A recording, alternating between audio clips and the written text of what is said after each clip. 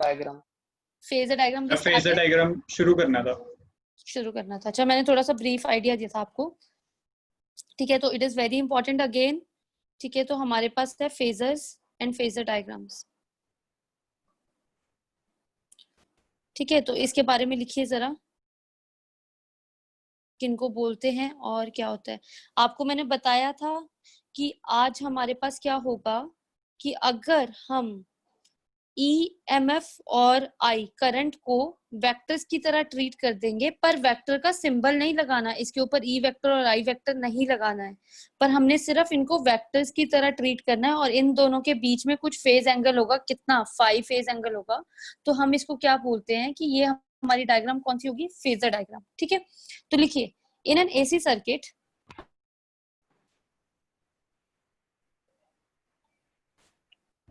Current, अच्छा पीयूष, इसका recorded lecture भी तो होगा, आप वो ही देख लो, उसमें भी आपको मिल जाएंगे सारे। लोड नहीं हो रहा है। Okay. And EMF continuously varies। बोलते कि आप लोगों ने देखा है कि जब हम AC सर्किट चलाते हैं, ठीक है, जब हम AC सर्किट में होते हैं तो करंट और EMF वेरी कर रही है कॉन्टिन्यूसली, ठीक है। तो इसका मतलब करंट और EMF वेरी भी करती है, ठीक है, आउट ऑफ फेज भी होती है एक दूसरे के साथ, ठीक है। ये सारी टर्म्स बोल देती हूँ। देयरफॉर जब उसकी पढ़ाई होगी AC की studies, AC study will become difficult. तो हमें AC का पढ़ना मुश्किल हो जाता है। It will be difficult to read these graphs, क्योंकि आप लोगों को पता है कि इंस्टेंटेनियस वोल्टेज की तरह रिप्रेजेंट करते हैं जब हम, तो EMF भी इस तरह साइनोसोडियल बन जाती है, ठीक है। I भी हमारे पास एक तरह साइनोसोडियल ग्राफ बन जाता है। तो इन दोनों को बार बार बदल रहे हैं, हर पॉइंट पे ये बदल रहे हैं, तो इनको रीड करना इज वेरी डिफिकल्ट। तो दैट इज व्हाई हमें कोई तरीका चाहिए था, तो इसीलिए हम फेजर और फेजर डायग्राम्स पढ़ते हैं to make the study of AC, to make the study of AC circuit mathematically simple। तो हम मैथमेटिकली फॉर्म यूज करते हैं क्योंकि हमारे पास पीरियोडिक फंक्शंस यूज हो रहे हैं, ठीक है, ट्रिग्नोमेट्रिक फंक्शंस यूज हो रहे हैं जो कि कुछ रेगुलर पीरियड ऑफ टाइम के बाद चेंज होते हैं, ठीक है। तो we represent alternating current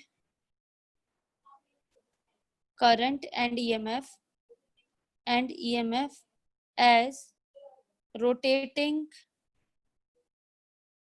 vectors with constant amplitude। अभी ये सारी बातें क्लियर करेंगे, ठीक है। रोटेटिंग वेक्टर्स की तरह रिप्रेजेंट करते हैं जो कि बदलते रहें, ठीक है। तो लिखिए आप इसमें those physical quantities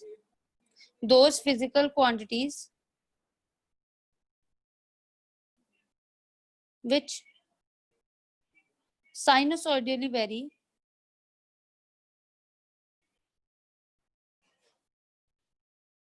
vary with time and can be represented as rotating vectors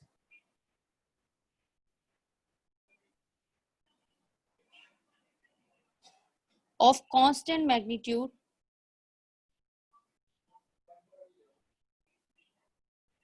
are called phasors, ठीक है। तो हम इनको क्या बोलते हैं, फेजर्स बोलते हैं। Sinusoidally vary with time and can be represented as rotating है ये, rotating vectors of constant magnitude are called phasors, ठीक है। क्लियर है?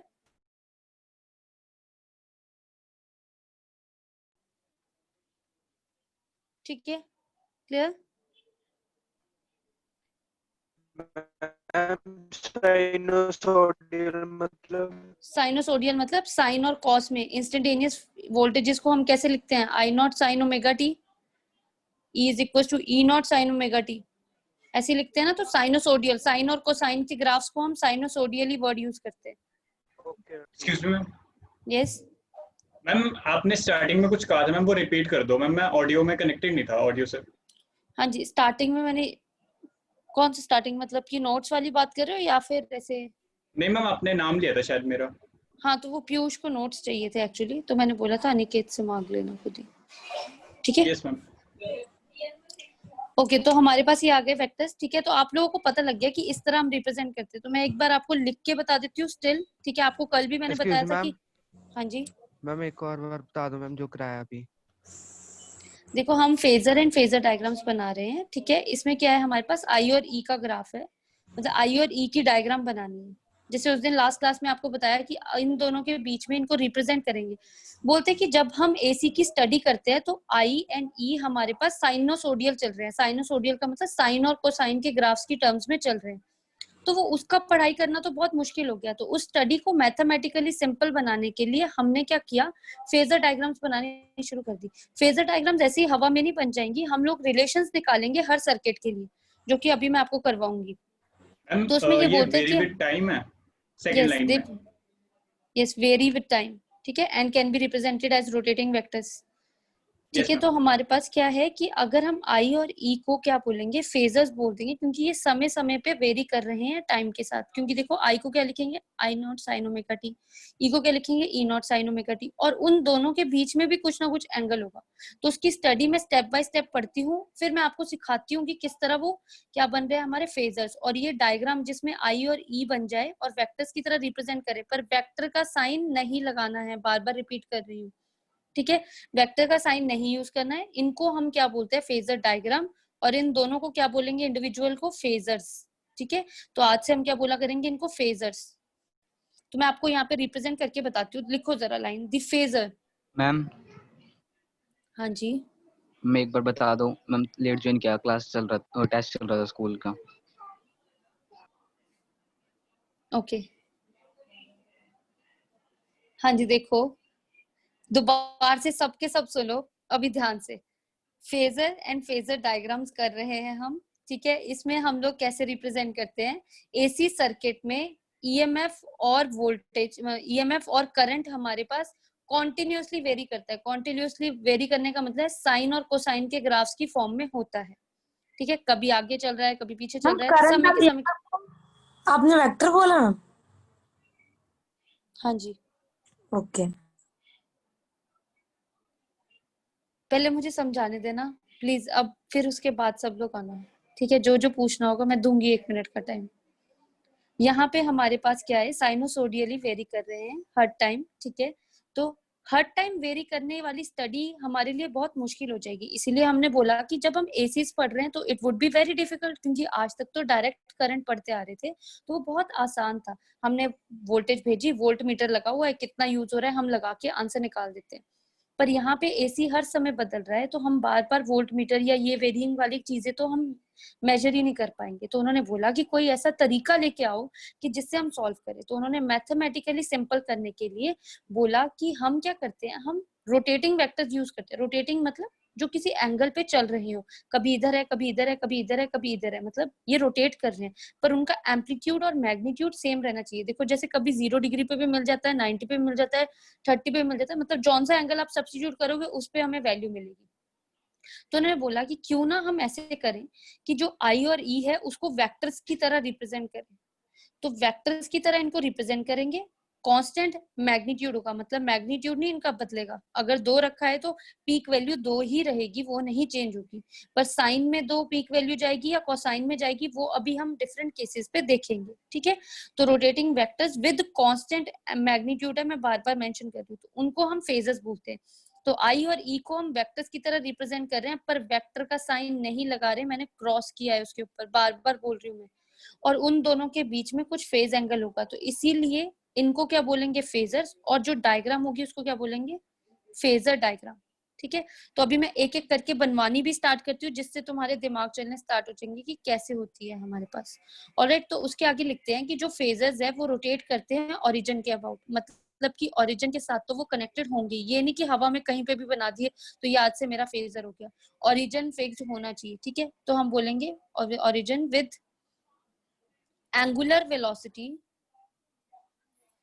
angular velocity omega। ठीक है, we do not, दोबारा से मैंने यहाँ पे मेंशन कर दिया, we do not put the vector sign on the symbol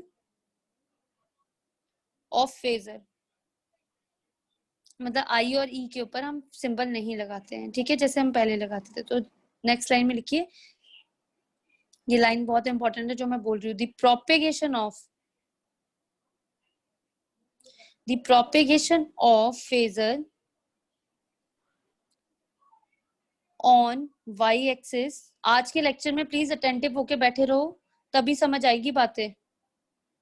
on Y axis represent instantaneous value of sinusoidally varying quantity। तो अभी मैं जो बात बोली है मैं उसकी बात बताती हूँ आपको, क्या बोला है मैं उसको डायग्रामेटिकली दिखाती हूँ। I hope then it will be clear. ये है हमारे पास एक्स एक्सिस और इधर है हमारे पास वाई एक्सिस। ऑलराइट, तो मैंने क्या बोला कि जो फेजर्स है वो रोटेटिंग वेक्टर्स होंगे। कोई भी फेजर है, सपोज करो मैंने ई का फेजर लिया तो ये आ गया मेरे पास ई, ठीक है। तो अब मेरे पास ई का जो फेजर होगा, बोलता कि वो कैसे रोटेट कर रहा है, एंगुलर वेलोसिटी ओमेगा के साथ रोटेट कर रहा है। एंगुलर वेलोसिटी ओमेगा के साथ रोटेट करता है तो यहाँ पे एंगल कितना बनाएगा, एनीवन, एंगल कितना बनाएगा, 5 वो तो आई और ई के बीच का ग्राफ है फाई। आई बना हुआ है यहाँ पे कहीं, यहाँ पे आई बना हुआ है, नहीं बना हुआ ना। तुम लोग बात नहीं ध्यान से सुन रहे, मैं बार बार बोल रही हूँ आई और ई के बीच में फाई बनेगा। यहाँ पे देखो जरा, अकेले अकेले के साथ क्या क्या एंगल लिखा है मैंने। नितिन ने बिल्कुल सही बोला, हमारे पास यहाँ पे क्या बनेगा, ओमेगा टी, क्योंकि आपको पूरी 11th करवाया था कि angular velocity is equal to angular displacement over time. तो अगर थीटा बताना है तो वो कितना होगा, ओमेगा टी। तो यहाँ पे कितना बनना चाहिए, ओमेगा टी। अब उसने क्या बोला कि जो चलती हुई फेजर होगी, ध्यान से सुनना, द प्रोपेगेशन ऑफ फेजर, अगर मेरे पास ये कोई चलता हुआ वेक्टर चल रहा है, ई चल रहा है, अपनी पीक वैल्यू के साथ चल रहा है, मतलब हाईएस्ट पोजीशन उसकी ई नॉट है, तो बोलता कि अगर मैं उसको वाई एक्सिस पे ड्रॉ करता हूं तो वाई एक्सिस पे जो भी पॉइंट आएगा वो मुझे उसकी क्या वैल्यू देगा, इंस्टेंटेनियस वैल्यू देगा। तो E is equal to E not sine omega T मिलेगा मुझे वाई एक्सिस पे। Is it clear? तो मुझे कितना मिलेगा, E is equal to E not sine omega T. Is it clear? Yes ma'am. Yes ma'am. ठीक है, तो इसका मतलब आज दोबारा से मैं एक और डायग्राम बना रही हूँ। अब इसमें ध्यान से देखना, यहाँ पे ये रही, यहाँ पे ये रही वैल्यू, ये तो ओमेगा टी बना दिया। सपोज करो ई हमेशा, ई और आई एक्स एक्सिस के साथ हमेशा ओमेगा टी ही बनाएगा, पर आपस में कितना बनाएगा, 5। फाई। तो आपस में कितना बनाया, फाई। तो ये ओरिजिन से फाई एंगल बनाया, तो ये एक तरह की फेजर डायग्राम हो गई, ठीक है। और फेज डिफरेंस कितना आ गया आई और ई के बीच में, फाई। तो लिख दो phi is equal to phase difference between I and E, ठीक है। अब चलते हैं, कहाँ से आपके पास स्टोरी स्टार्ट हो रही है पुरानी वाली, उन सारी स्टोरीज में देखेंगे कि हम लोग एसी कौन कौन सी चीजों में लगता है, कौन कौन से एलिमेंट्स में लगता है सर्किट्स में, और फिर कैसे उसकी फेजर डायग्राम बनती है। क्लियर? चले, यहाँ तक क्लियर हुआ कि किसको फेजर और फेजर डायग्राम कहते हैं? तो ध्यान से सुनते रहना, ठीक है। लिखिए नंबर 1, लास्ट वाला ग्राफ भी है ना,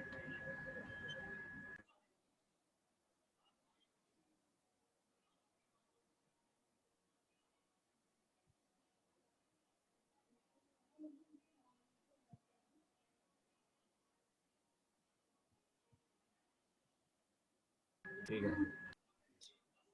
लिखिए। अब हम करें, वो किस किस के बीच में, वो किस किस के, दोबारा से प्लीज, वो किस किस के,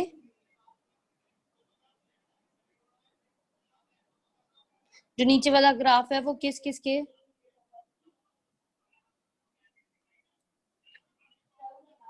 अच्छा किस किस के बीच में पूछ रहे हो जनरली, दैट इज एक्स और वाई एक्सिस जनरली ड्रॉ किया है। अभी मैं आपको बनाने सिखाऊंगी कि कैसे बनते हैं। ये तो मैंने सिर्फ आपको ये बताया है कि अगर ओमेगा टी लिखना होगा तो वो कहाँ पे लिखना है, फाई कहाँ पे लिखना है, आप लोगों को अंडरस्टैंडिंग हो जाए, ठीक है। अब आते हैं हम लोग, देखो जरा नेक्स्ट टॉपिक है विच इज वेरी इंपॉर्टेंट। अब हम लोगों ने 3 तरह के एलिमेंट्स किए हैं, एक की रेजिस्टेंस, एक किया इंडक्टर, एक किया कैपेसिटर। आज तक जो हमने पढ़े हैं यही 3 रीड किए, तो उन सब के बारे में मैं बताऊंगी कि कैसे। आप लोगों ने ये तो सबने सीखा है कि हमने आज तक बैटरी लगाई और रेजिस्टेंस लगाई तो सर्किट चल पड़ा, तो आज एसी सोर्स चलेगी हमारे पास, ठीक है। आज हमारे पास एसी सोर्स,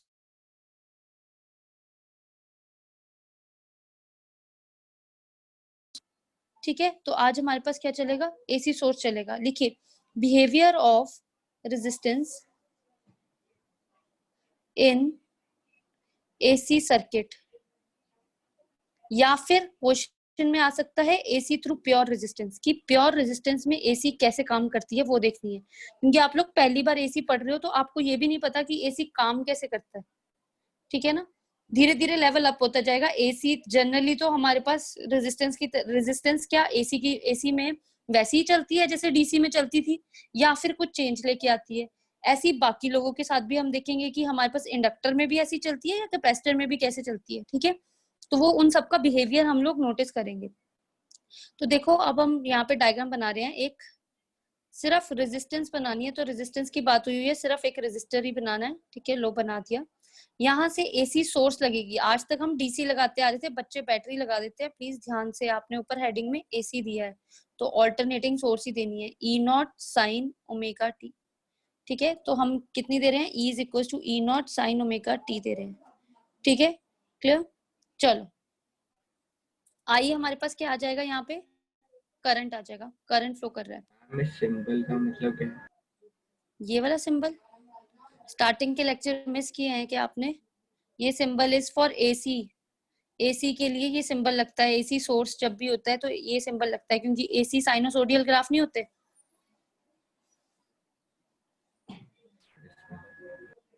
अपने घर के मीटर में जाके देखना, आप सबको दिखेगा ये एसी का सिंबल, क्योंकि हमारे घर में एसी यही आती है, तो एसी सिंबल्स लगे होते हैं।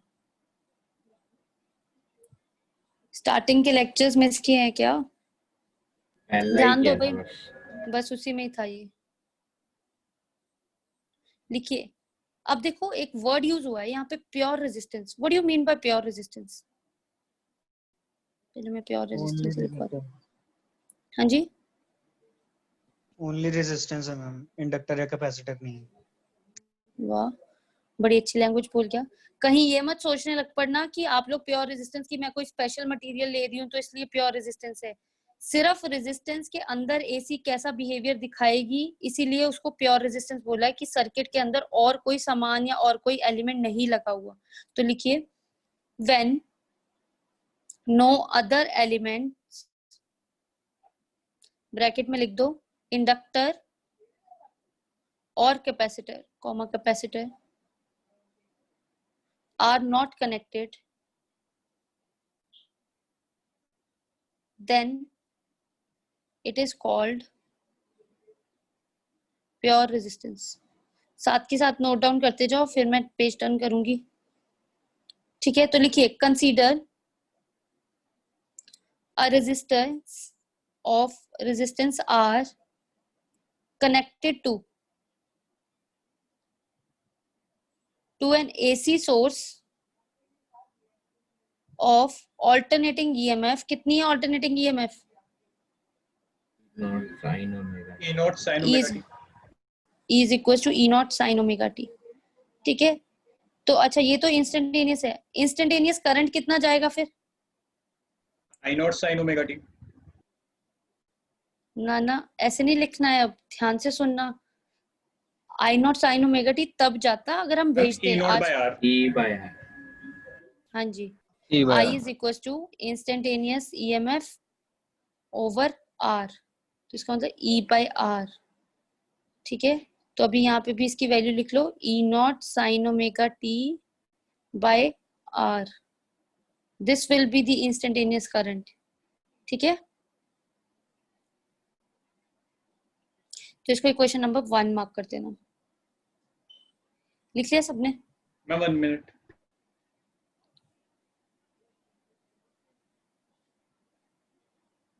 मैम इसके प्रीवियस पे दिखा दो।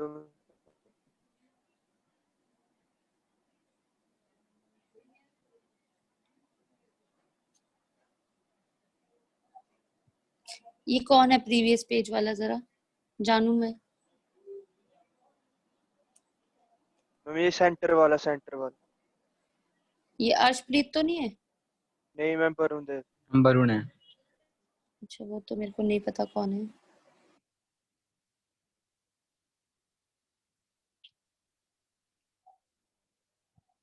आप लोगों की स्क्रीन पे स्क्रीनशॉट ले लिया करो ना साथ के साथ ही। अगर कोई बहुत पीछे रह जाता है तो take screenshot there. Done ma'am. Done. Yes ma'am. ये प्रीवियस पेज वाले हो गए। हाँ जी मैम, हो गया। ओके जी, चलिए अब आगे चलते हैं हम लोग। ठीक है, हमने एसी का ले लिया कि हमारे पास जो करंट आया इंस्टेंटेनियस करंट वो कितना आ गया। आई इज इक्वल, मैं दोबारा से रिपीट कर रही हूँ सो दैट कि लिंक बना रहे, पीछे ना टर्न करना पड़े। तो 1 ये आ गया हमारे पास। ठीक है, अच्छा तो अब मुझे क्या करवाना है कि मेरा करंट मैक्सिमम होना चाहिए, क्योंकि मैं तो अपनी देखूंगी ना कि रेजिस्टेंस कितना बियर कर रही है। तो मैं क्या लिखूं यहाँ पे कि the current will be maximum. कब? The current will be maximum when omega T is equals to 90 Omega t degree. is equal to pi by 2. Omega T is equal to pi by 2 या 90 degree कुछ भी लिखना है। इसका मतलब sign omega T कितना हो जाएगा? 1 हो जाएगा।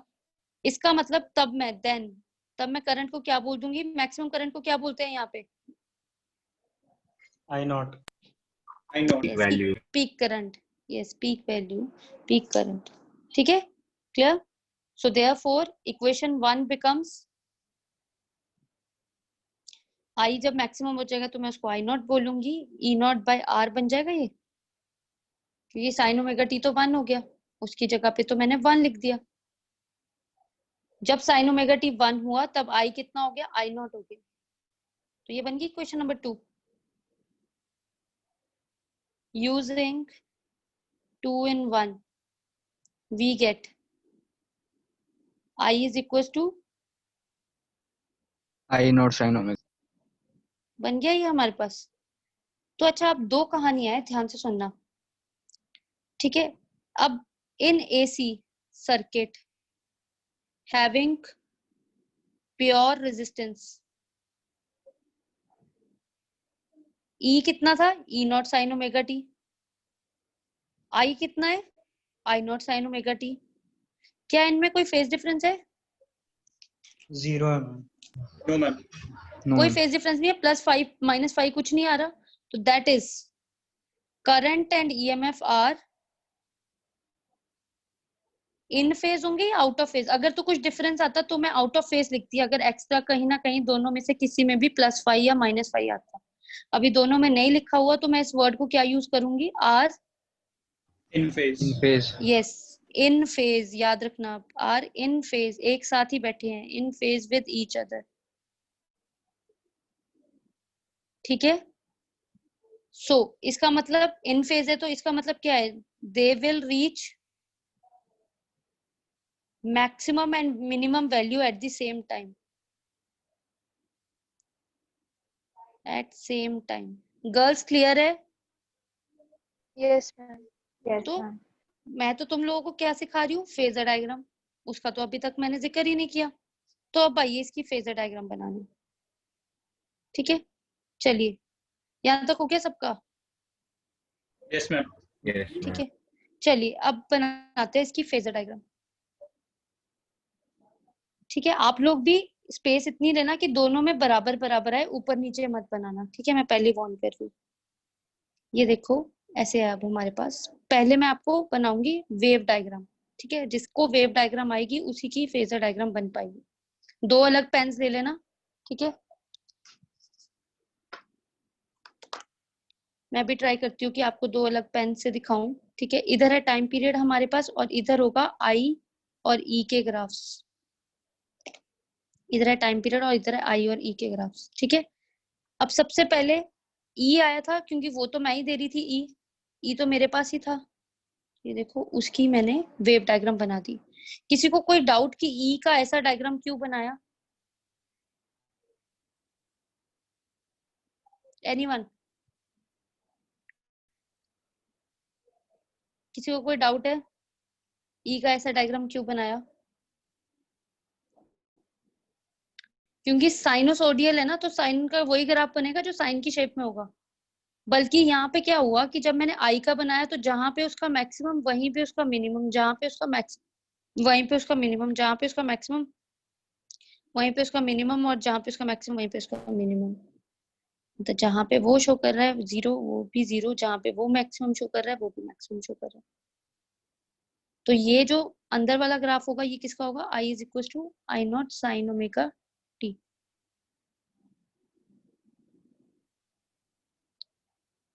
अच्छा, अब तुम में से कोई पूछेगा, अभी तो आपने यहाँ पे क्या बोला था कि इन दोनों का क्या होगा, मैक्सिमा मिनिमा सेम पे लाई करेगा, सेम टाइम बोला था मैंने, सेम एम्पलीट्यूड नहीं बोला।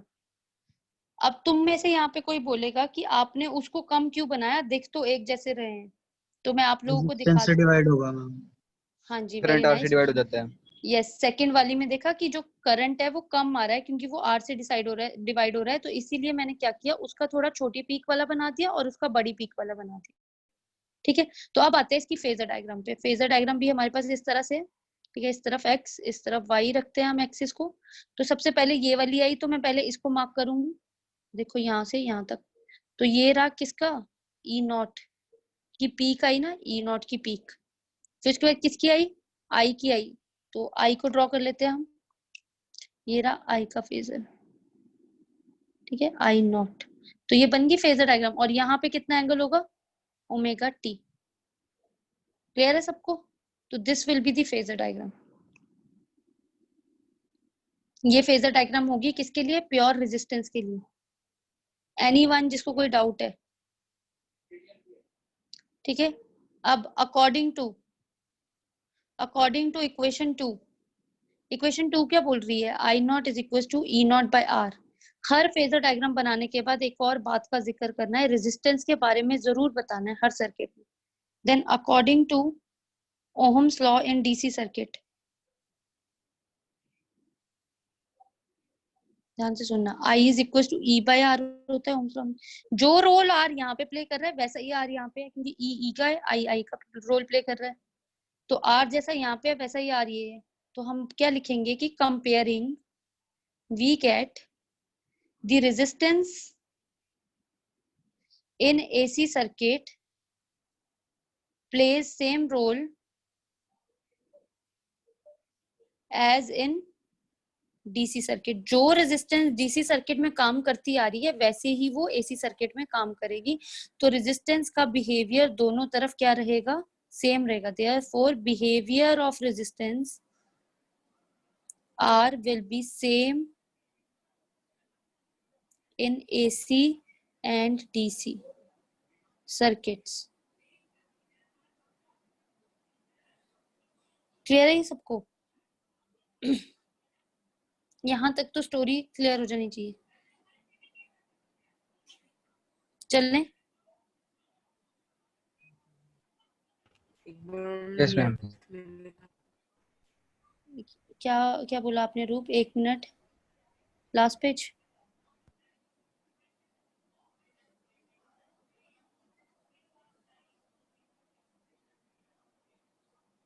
हो गया मैम। हो गया, ओके, सबका क्लियर है ये? चले आगे नेक्स्ट। Ma'am 1 minute. देखो आपको क्या क्या स्टेप्स करने हैं मैं पहले बताती हूँ। सबसे पहला काम होगा हमारा, देखो मैंने पहले क्या ढूंढा है, करंट। सबसे पहले करंट ढूंढो कि वो कैसा बिहेव करेगा with respect to EMF. EMF तो हर बार हम देंगे, सोर्स हम लगाएंगे, करंट ढूंढेंगे। करंट ढूंढने के बाद हम बनाएंगे ग्राफ, फिर फेजर डायग्राम, फिर हम रेजिस्टेंस कंपेयर करेंगे। 3 स्टेप है हमारे, ठीक है, वो आपको दिमाग में रखने हैं। Is it clear Nitin, Sumit?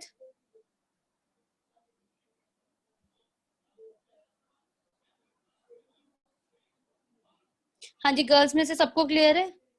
Yes, yes, ma'am. देखो आपको इसके न्यूमेरिकल्स जो हैं वो पागल करेंगे, फिर से बता रही हूँ, जैसे अभी पिछली बार हुए, ठीक है ना। तो इसीलिए साथ के साथ चलना, साथ के साथ कॉन्सेप्ट क्लियर करना। बच्चे अभी तक यही अटके हुए हैं, ई नॉट किसको बोलते हैं, ई किसको बोलेंगे, आर किसको बोलेंगे, वो सिंबल्स आपको क्लियर होने चाहिए। मैं बार बार पूरी आपको बता रही हूँ कि कैसे हम सिंबल्स को डिनोट करते हैं। कोई ऐसी बात है तो पूछ लिया करो मेरे से। चलिए अब नेक्स्ट है हमारे पास, देखेंगे inductor. AC through inductor, pure inductor बोलो या फिर इंडक्टर उसमें बोलो, ठीक है। इंडक्टर किसको कहते हैं हम, इंद्रप्रीत? इंडक्टर किसको कहते हैं हम? हाँ जी, अर्शबीर एंड इंद्रप्रीत, कोई एक बता दो दोनों में से। इंडक्टर किसको बोलते हैं हम?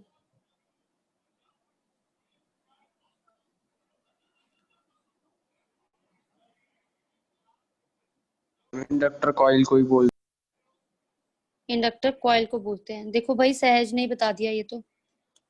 जो भी कॉइल होती है, हमने किया नहीं है सेल्फ इंडक्टेंस, उसमें इंडक्टर एल निकाला नहीं है, यूनिट्स हेनरी निकाली नहीं है Yes, हमने। ma'am. यस तो मैम। सोए हुए हो क्या? ठीक है ना, इंडक्टर हमने कैलकुलेट किया है, ये रहा हमारे पास। ठीक है, एसी सोर्स लगाया, E is equal to E not sine omega T. देखो भाई, कॉइल का नाम अब से इंडक्टर है हमारे पास। अब आप कॉइल कॉइल नहीं बोलोगे, उसको इंडक्टर बोला करोगे जब से एसी में आ जाओगे तब। ठीक है, अब हमारे पास, अच्छा प्योर इंडक्टेंस कौन सी होगी? वैसे तो कभी भी कोई प्योर इंडक्टेंस नहीं होती। वैसे तो ये प्योर इंडक्टेंस हम ऐसे बोल सकते हैं, आर भी नहीं लगा हुआ, सी भी नहीं लगा हुआ। पर तुम लोगों को पता होना चाहिए कि ये बना तो वायर से होता है, और हर वायर में क्या होती है? रेजिस्टेंस। रेजिस्टेंस। नहीं होता, पर फिर भी हम यहाँ पे वर्ड यूज करते हैं क्योंकि हम आइडियल केसेस लेके चलते हैं, तो इसलिए एन इंडक्टेंस हैविंग नेग्लिजिबल क्या? रेजिस्टेंस। रेजिस्टेंस। नेग्लिजिबल, ठीक है, negligible resistance is called pure inductance. ठीक है, तो हम लोग कोशिश करते हैं कि हमने प्योर ही लिया हुआ है। तो लिखिए, कंसीडर अ प्योर इंडक्टेंस या inductor L connected to an AC source E is equals to E naught sin omega t. To maintain current in the circuit,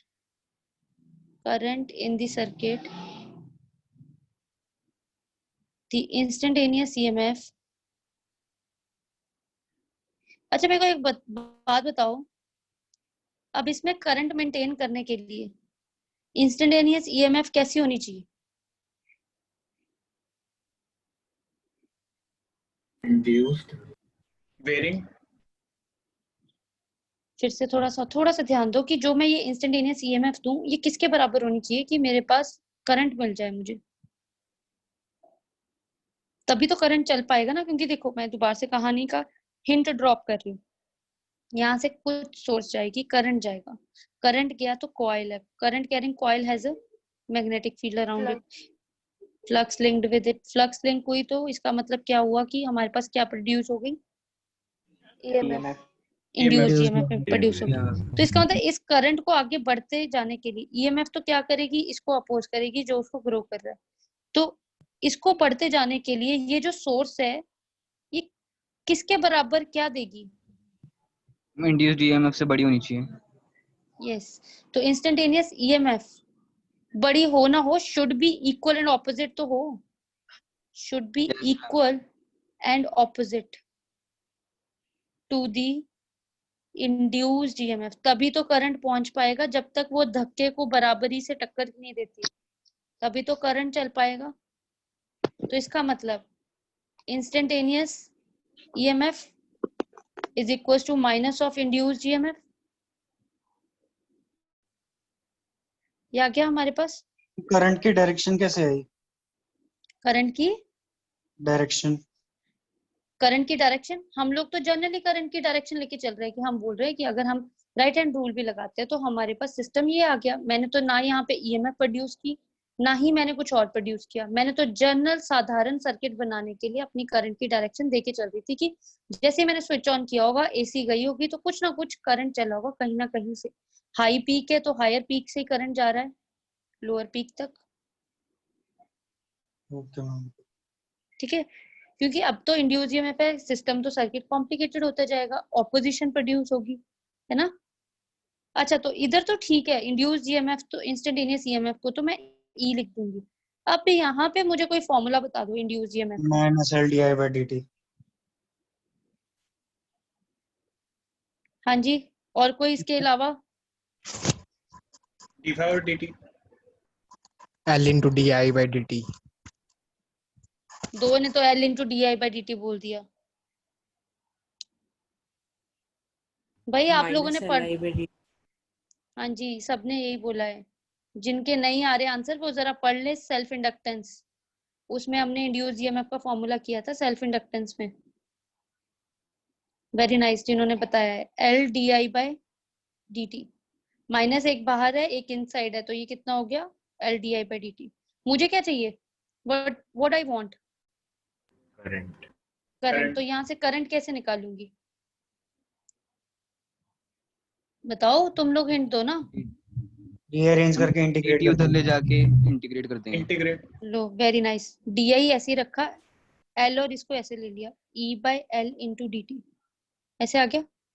अब मैं क्या करूंगी इसको इंटीग्रेट। चलिए चलिए फटाफट इंटीग्रेट कीजिए जिनका हो गया बाकियों का। ई की वैल्यू सब्स्टिट्यूट करो बाकी लोग। वी और naught by integrate omega L रुक जा रुक जा रुक जा, तू साइन करके रख ले, पूछती हूँ मैंने, पता मुझे तूने कर लिया है। जब आपने प्योर रेजिस्टेंस ही बोली थी देन आई गॉट इट कि आपने कर रखा है ये।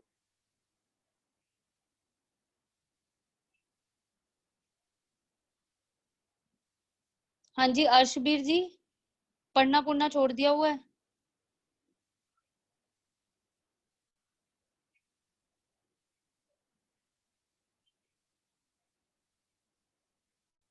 चलो मैं नेक्स्ट पेज पे, आई होप हो गया है सबका। Yes ma'am. हाँ जी वरुण देव लिख लिया है आपने। हाँ जी मैम। चलो ठीक है, तो अब आगे चलते हैं हम लोग। ठीक है, वी हैव, ये आया था हमारे पास एक्सप्रेशन, इस तरफ आया D I is equal to E by L D T. तो इंटीग्रेट करने के लिए पहले E not sine omega t by L D T substitute कर देंगे। अब इंटीग्रेट करो डी आई और इधर ई नॉट बाई एल को बाहर निकाल लो, sine omega t D T. हाँ जी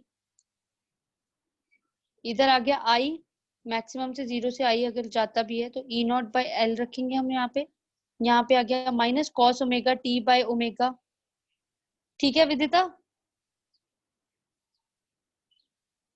किसी को फिर से कोई डाउट कि ओमेगा क्यों आया यहाँ पे, है कोई किसी को कोई डाउट कि यहाँ पे ओमेगा क्यों आया? क्योंकि खाली टी नहीं था, टी के साथ कुछ था, इंटीग्रेशन में डिवाइड होता है, अगर डिफरेंशिएशन है तो मल्टीप्लाई में आ जाएगा। तो E not by L omega बाहर कॉमन निकाल दिया, ठीक है, minus cos omega T.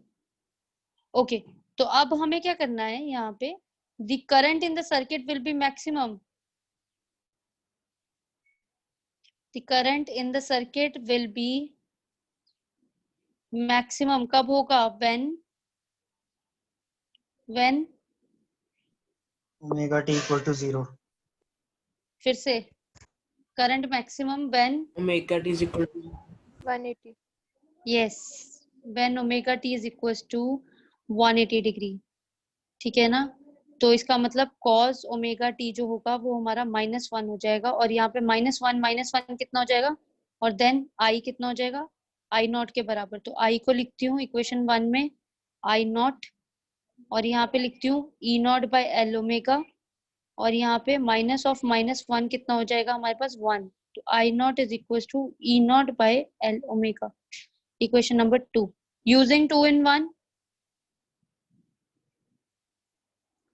using 2 in 1 we have I is equals to I naught minus cos omega t, यही है हमारे पास, माइनस कॉस थीटा मिल गया आज हमें, है ना।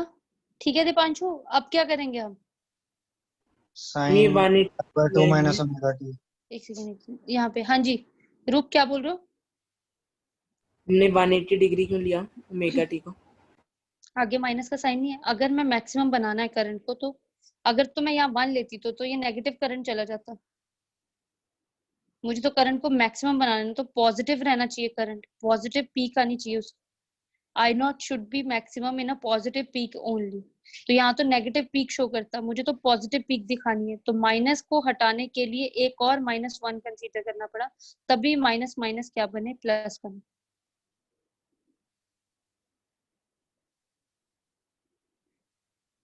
ठीक है, यस मैम। चले अब आगे। अच्छा, तो यहाँ पे अभी हाँ जी कोई बोल रहा था, क्या बोल रहे थे दीपांशु? कॉस को साइन में चेंज कर देंगे। यस, कॉस को साइन में कैसे चेंज करेंगे? Pi by 2 sine, minus omega T. Sine, फिर से गलती कर गया।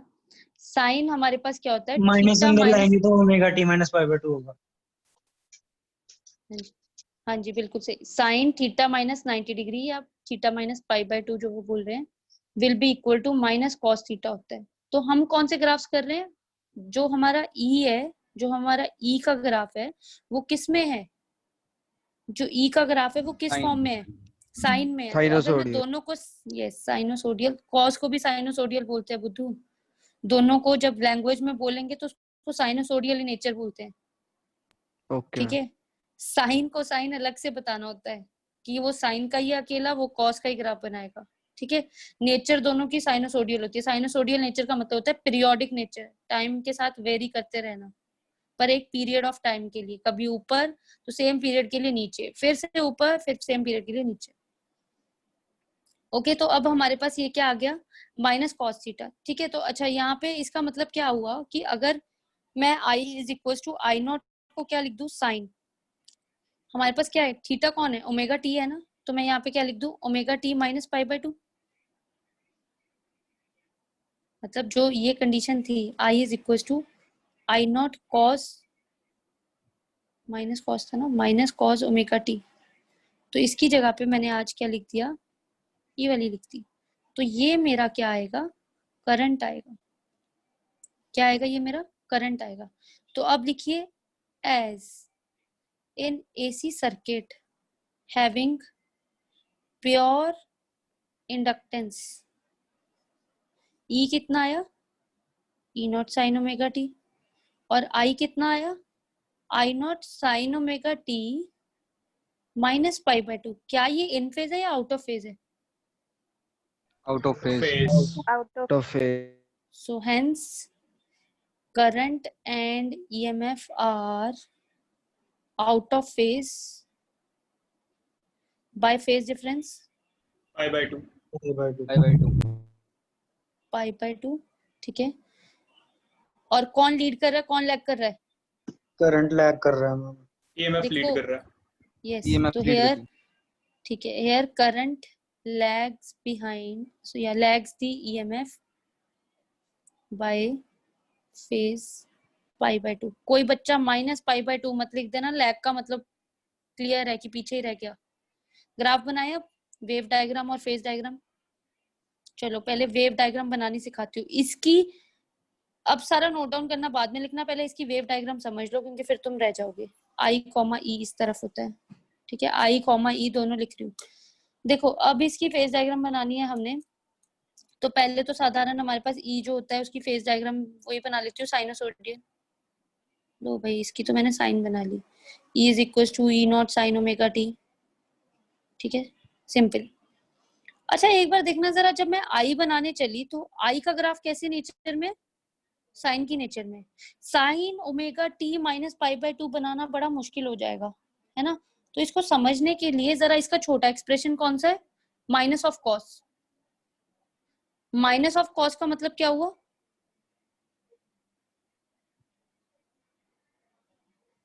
हाँ जी, कॉस का ग्राफ कहाँ नीचे से से स्टार्ट स्टार्ट होता होएगा। है? यस, नीचे कॉस का से ग्राफ start ऊपर से होगा. स्टार्ट होता है ना, तो ये नीचे से स्टार्ट हो जाएगा। तो ये नीचे से स्टार्ट मतलब जब वो 0 तो ये -1, जब वो 0 तो ये -1, जब वो मैक्सिमम तब ये 0, जब वो 0 फिर से तब ये अपना मैक्सिमम। ठीक है, तो बिल्कुल ये अपनी पीक दिखा रहा है यहाँ पे, तो एक कदम बस उससे पीछे रहना है और ऐसे चलेगा। ये होता है माइनस कॉस का ग्राफ। तो ये हुआ graph I is equal to I naught, पर आप बनाओगे माइनस कॉस थीटा का, पर लिखोगे कैसे? Sign omega T minus pi by 2। देखो पाई बाय 2 का फेज डिफरेंस है, वैसे भी पीछे चल रहा है, साइनोसोडियल इन नेचर ही दिख रहा है। Is it clear? Graphs ma'am. बनाने बहुत इंपॉर्टेंट है, मैं बार बार रिपीट कर रही हूँ। तो इसका ई का ग्राफ लेके चलते हैं भाई, ई का ग्राफ लेके चले, तो यहाँ से बन गया ई नॉट, है ना? आज आई का ग्राफ लेके चले तो आई का ग्राफ का तो गड़बड़ हो गई ना। अब हमारे पास आई के ग्राफ की तो जो पीक आई है वो कौन सी आई है, नेगेटिव पीक आई है। तो नेगेटिव पीक कहाँ पे है, नीचे है ना मैक्सिमम। तो नेगेटिव पीक कंसीडर करनी है आई नॉट वाली, ठीक है। तो यहाँ से इसका फेज डिफरेंस कितना है, ओमेगा टी। इसका तो फेज डिफरेंस ओमेगा टी, इन दोनों के बीच का फेज डिफरेंस कितना है, 90 degree. 5/2. Got it. This is the phase diagram, phase diagram. और ये क्या है हमारे पास, वेव डायग्राम बोल लूं। गॉट इट, समझ आई सबको। अब क्या डिस्कस करेंगे, इसका आई Resistance. निकालिए ग्राफ, यस। अब इसकी रेजिस्टेंस डिस्कस करेंगे। तो पहले लिख लो, फिर फटाफट रेजिस्टेंस डिस्कस। किसी भी लड़की को कोई डाउट? No. Very good. अगर तो क्लियर हो रहा है, इट्स वेरी गुड। किसी को कोई भी प्रॉब्लम आ रही है, देखो लेक्चर रिकॉर्ड हो रहा है, दोबारा से जरूर सुन लो इसको। पहले खुद से पढ़ना, पढ़ के फिर एक बार जैसे ही लेक्चर अपडेट हो जाता है तो आप लोग इसको देखो दोबारा से, ठीक है। कि हम लोगों ने ऐसे कौन से पॉइंट्स है जो खुद पढ़ के भी मिस कर दिए। लिखिए अब, अकॉर्डिंग टू इक्वेशन 2। इक्वेशन 2 क्या है हमारे पास,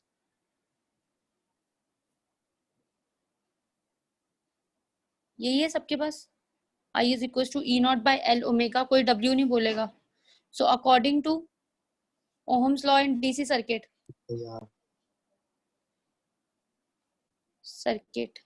तो हमारे पास क्या हो गया, I is equal to E by R. तो जो काम रेजिस्टेंस यहाँ पे कर रही है, देखो करंट का काम करंट, ईएमएफ का काम ईएमएफ, जो काम रेजिस्टेंस कर रही है वो काम कौन कर रहा है यहाँ पे, एल ओमेगा। तो ये तो गड़बड़ होगी ना।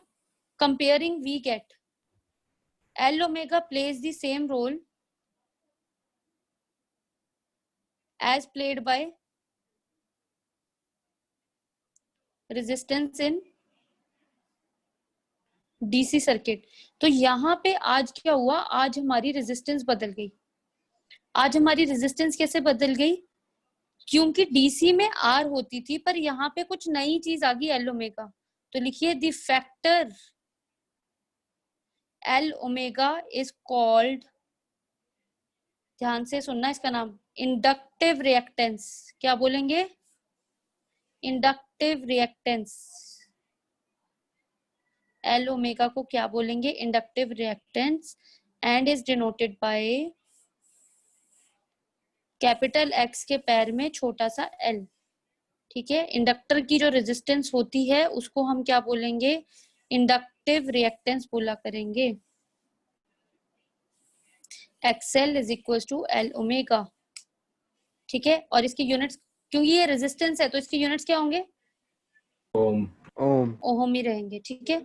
अच्छा, तो इसके बारे में एक चीज पढ़ते हैं। एक्सएल क्या है, एल ओमेगा है।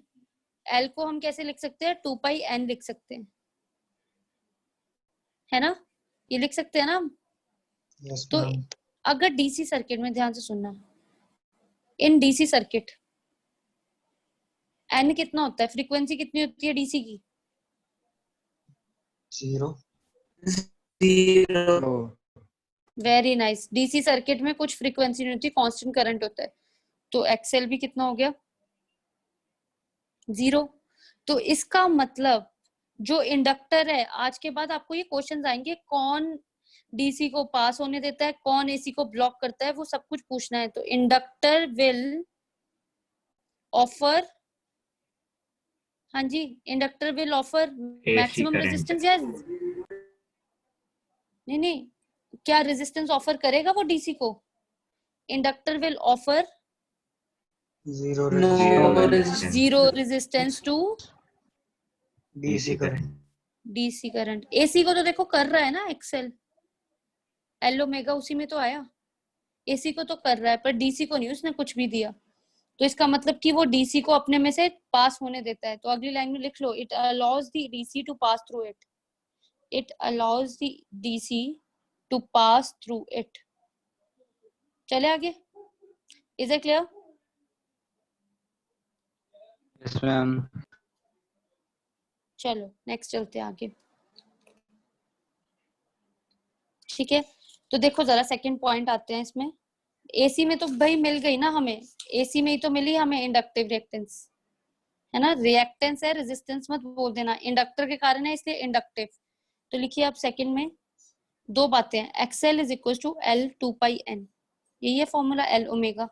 तो that is XL directly proportional to L है and XL directly proportional to N है। तो सीधे ग्राफ्स आते हैं आपको एन के साथ, सॉरी एक्सएल, ठीक है, और एल के साथ एक्सएल। तो ये कैसा ग्राफ आएगा, स्ट्रेट लाइन स्ट्रेट लाइन। ठीक है, ये पॉइंट्स आपसे पूछे जाते हैं।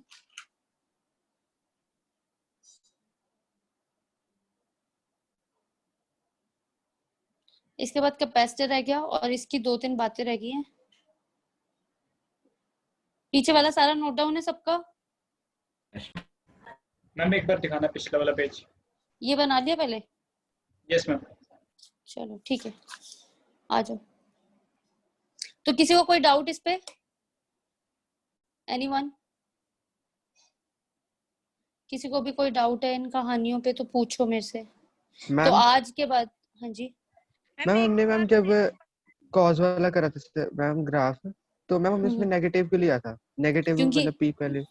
क्योंकि ये देखो ना, नोटिस करना जरा क्या है लिखा हुआ, माइनस कॉस थीटा।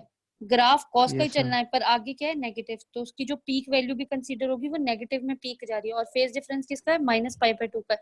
तो इससे पीछे दिखाना है, तो इससे पीछे तो π/2 यही बनता है। तभी तो बोलूंगी ना current lags behind the EMF. देखो ईएमएफ आगे चल रही है और करंट क्या कर रहा है, लैग बिहाइंड कर रहा है। Yes ma'am. ठीक है, हाँ जी। कोई और भी यहाँ से पूछ रही थी, क्या वो गर्ल्स? गर्ल्स में से भी कोई था पूछ रहा, क्या पूछना है आपने? मैम फेजर डायग्राम भी दिखा दो एक बार। ओके मैम वो जो आपने वोल्टेज और इंडक्टेंस जो इक्वल किए थे वो किरचॉफ लॉ से हो सकते हैं? वोल्टेज और इंडक्टेंस कहाँ पे? मतलब जो आपने डायग्राम बनाया था सबसे स्टार्टिंग में, इसमें मैम जो आपने सर्किट बनाया था ना सोर्स और इंडक्टर का। रुको एक मिनट, ये वाला? अच्छा वो जो मेन सर्किट है हमारे पास। अच्छा हाँ, उसमें क्या क्या बोलना चाहते हो तुम? ये दिस कंडीशन इस ये किरचॉफ वोल्टेज लॉ होता है basically. This is Kirchhoff voltage law. तो आपको है नहीं वो सिलेबस में, तभी मैंने ये लाइन लिखवाई है कि उसको मेंटेन करने के लिए हमें इक्वल एंड ऑपोजिट अप्लाई करना पड़ेगा। अदरवाइज बुक्स में जो लिखा होता है वो सीधा लिखा होता है कि according to Kirchhoff voltage law. ठीक है ना, एक वोल्टेज दूसरी वोल्टेज के बराबर है कि अगर एक यहाँ से आ रही है तो दूसरी उसको अपोज कर रही है, और या फिर दोनों का सम 0 होता है। वैसे यूज नहीं कर सकते उसको? क्यों लिखोगे तुम लोग जब तुम्हारी एनसीईआरटी में मेंशन ही नहीं है कहीं पे? सीबीएसई का एग्जाम तो एनसीईआरटी के बराबर आना है ना कि एचसी वर्मा के बराबर आना है या फिर कोई एक्स्ट्रा। करेक्ट? तो हमें डाटा वही रखना है जो स्पेसिफिक हमारा एनसीईआरटी के रिगार्डिंग है। ठीक है, इज इट क्लियर सबको? ठीक है, फिर उसके बाद हम नेक्स्ट क्लास में कैपेसिटर्स करते हैं और कुछ और बहुत सारी बातें हैं इसके अंदर जो आपको जाननी है, मतलब आपके लिए इम्पोर्टेंट है, वो सब डिस्कस करके फिर हम चलते हैं आगे। इसका सबसे इम्पोर्टेंट 5 मार्क्स का एलसीआर जब तीनों इकट्ठे लगाएंगे। ठीक है, ओके। तो अभी एक एक का साथ की साथ ही क्लियर करते रहना, क्योंकि जब मैं तीनों इकट्ठे लगाऊंगी तो मैं कुछ नहीं लिखूंगी, तुम लोग लिखने वाले हो सब कुछ। मैं तो सिर्फ बताने वाली हूँ कि नई चीज क्या आ रही है। Okay, yes ma'am. So that's all for today. ठीक है, thank you ma'am. Okay, welcome.